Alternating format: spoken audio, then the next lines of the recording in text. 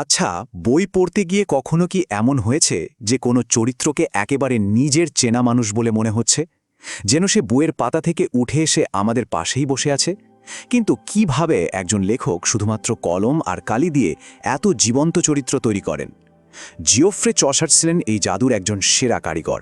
চলুন আজকে আমরা তার সেই কৌশলগুলোতেই ডুব দেব, যা প্রায় ৬০০ বছর পরেও আমাদের অবাক করে দেয়।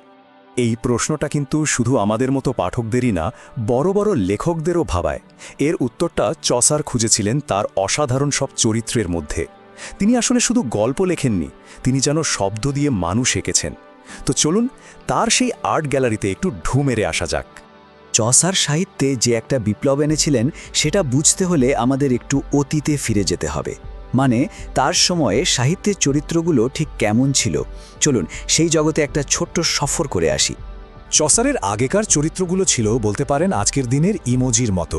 ধরুন, একটা চরিত্র মানেই শুধু রাগ, আরেকটা মানেই শুধু ভালোবাসা, ব্যাস এটুকুই।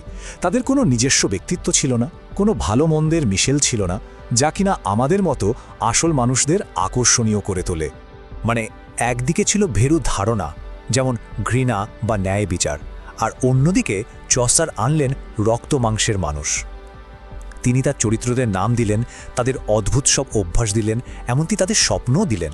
আর ঠিক এখানেই সাহিত্যের চরিত্ররা প্রথমবার শুধু প্রতীক না হয়ে আমাদের মতোই মানুষ হয়ে উঠল। এটা ছিল একটা বিরাট পরিবর্তন। আচ্ছা, চসার তার চরিত্রদের দেখার জন্য একটা বিশেষ চশমা পরতেন, মানে একটা কৌশল আর কি। এই চশমার দুটো লেন্স ছিল, তাই এর নাম বাইফোকাল টেকনিক। চলুন তো দেখি এই চশমা দিয়ে তিনি ঠিক কী দেখতে পেতেন। ব্যাপারটা খুবই মজার। এই বাইফোকাল চশমার একটা লেন্স দিয়ে চসার দেখতেন চরিত্রের একদম ব্যক্তিগত দিকগুলো, তার নাম কি, তার ছোট ছোট বাতিকগুলো কি, মানে যা তাকে অন্যদের থেকে আলাদা করে। আর অন্য লেন্সটা দিয়ে দেখতেন সে তার সমাজ বা পেশার একজন প্রতিনিধি হিসেবে কেমন। যখন এই দুটো ছবি মিলে যেত তখনই চরিত্রটা একেবারে জীবন্ত হয়ে উঠত। যেমন ধরুন প্রায়োরেসের কথা। একদিকে তার নাম এগলেন্টাইন, সে তার পোষা কুকুরদের খুব ভালোবাসে, এগুলো তার একান্তই ব্যক্তিগত পরিচয়। আবার অন্যদিকে তার নকল রাজকীয় আদব কায়দা আর দামি গয়নার শখ, এগুলো ছিল তখনকার দিনের উচ্চাকাঙ্ক্ষী সন্ন্যাসিনীদের একটা সাধারণ বৈশিষ্ট্য।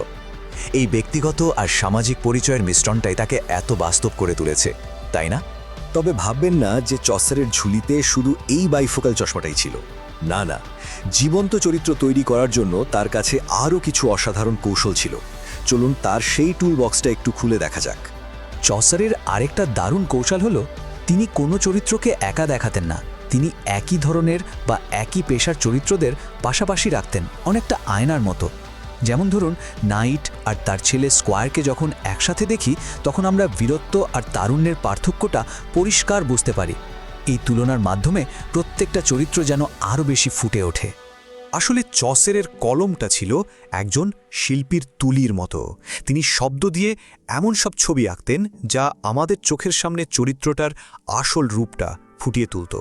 একবার ভাবুন তো, মিলারের চুলকে শূকরের কানের লোমের সাথে তুলনা করা হচ্ছে। জাস্ট একটা লাইনেই চসার আমাদের বুঝিয়ে দিলেন যে লোকটা কতটা কর্কশ আর জেদি হতে পারে। শব্দের কি অসম্ভব ক্ষমতা। আর ঠিক তার উল্টো দিকে দেখুন স্কোয়ারকে, সে নাকি মে মাসের মতোই সতেজ।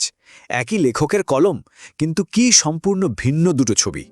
একজনের জন্য পশু জগৎ থেকে আনো উপমা, আর একজনের জন্য প্রকৃতির। এই বৈপরীত্যের মাধ্যমেই চসার তার চরিত্রদের ব্যক্তিত্ব খোদাই করে দিতেন। চসারের হাতে হাস্যরস ছিল একটা মারাত্মক শক্তিশালী আতস কাচের মতো, আর এই কাজ দিয়ে তিনি সমাজের তথাকথিত বড় বড় মানুষদের ছোট ছোট দুর্বলতাগুলো আমাদের চোখের সামনে নিয়ে আসতেন। চসার খুব ভালো করে জানতেন যে আমরা সবাই কম বেশি একটা মুখোশ পরে ঘুরে বেড়াই। তার হাসির উৎসটাই ছিল এই মুখোশ আর আসল চেহারার মধ্যেকার পার্থক্যটা। তিনি খুব আলতো করে সেই মুখোশটা একটু সরিয়ে দিতেন, আর আমরা ভেতরের আসল মানুষটাকে দেখে ফেলতাম। ডাক্তার সাহেব বলছেন, আরে সোনা তো হৃৎপিণ্ডের জন্য ভালো, তাই আমি সোনা ভালোবাসি। কি চমৎকার একটা যুক্তি, তাই না? চসার কিন্তু একবারও ডাক্তারকে লোভী বলছেন না। তিনি ডাক্তারের মুখ দিয়েই এমন একটা কথা বলাচ্ছেন যাতে আমরা নিজেরাই তার লোভটা ধরে ফেলি। এটাই হলো চসারের ব্যঙ্গের জাদু। জলপথে বাড়ি পাঠিয়ে দেওয়া কথাটা শুনতে কত নিরীহ লাগছে, তাই না? কিন্তু এর আড়ালে লুকিয়ে আছে এক ভয়ঙ্কর সত্যি। মানে সে তার শত্রুদের সোজা সমুদ্রে ফেলে দিত। চসার এভাবেই একটা মিষ্টি কথার আড়ালে এক নির্মম জলদস্যুর চরিত্র আমাদের সামনে তুলে ধরেন।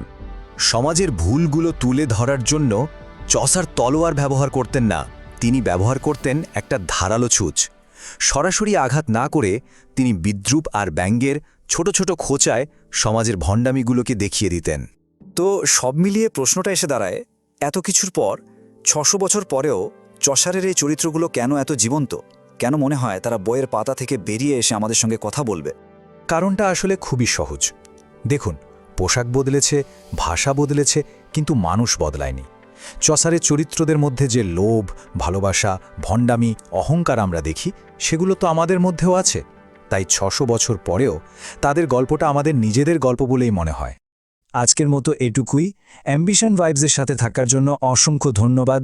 শিখতে থাকুন, বাড়তে থাকুন, আর নিজের ভেতরের কৌতূহলটাকে সবসময় বাঁচিয়ে রাখুন। খুব শীঘ্রই দেখা হবে নতুন কোনো বিষয় নিয়ে।